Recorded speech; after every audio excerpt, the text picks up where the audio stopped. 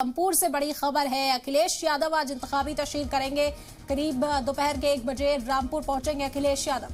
आपको बता दें कि 1:20 पर रामपुर किले में रैली करेंगे। आसिम रजा के लिए वोट की अपील करेंगे।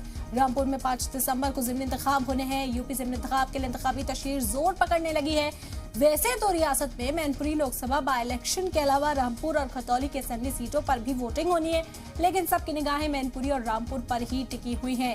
मैनपुरी में जहां पार्टी के सदर अखिलेश यादव का वकार दाव पर है, वहीं रामपुर लोकसभा हारने के बाद असेंबली इंतखाब के लिए एक बार फिर से आजम खान का वकार दाव पर लगा हुआ है।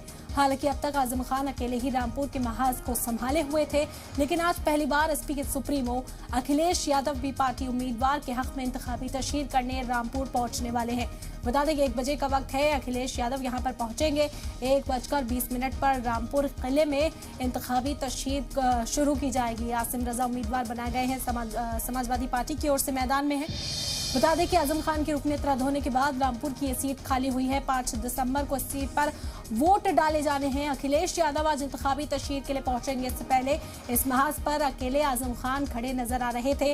उन्होंने इंतखाबी तशरीह की। कई रैलियों को खिताब करते हुए आजम खान नजर आए थे। मंच से एक बार फिर से समाजवादी पार्टी की हिमायत में वोट करने की अपील उन्होंने आवाम से की थी और आज अखिलेश यादव भी उनका साथ देने के लिए पहुंचने वाले हैं। आजम खान की साख की लड़ाई है, उनका जो वकार है उसकी लड़ाई बताई जाती है, क्योंकि ये सीट 1998 से आजम खान के पास रही।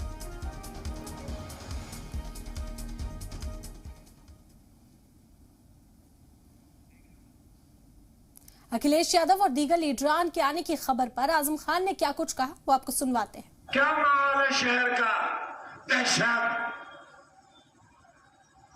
खौफ, डर, हर लम्हा जुल्म का इंतजार। ये आबादी बदनसीबों की आबादी है। पूरी दुनिया के सबसे कम नसीब लोग, मेरे लोग यहाँ रहते हैं, इसलिए उन पर सितम ढाया जा रहा है।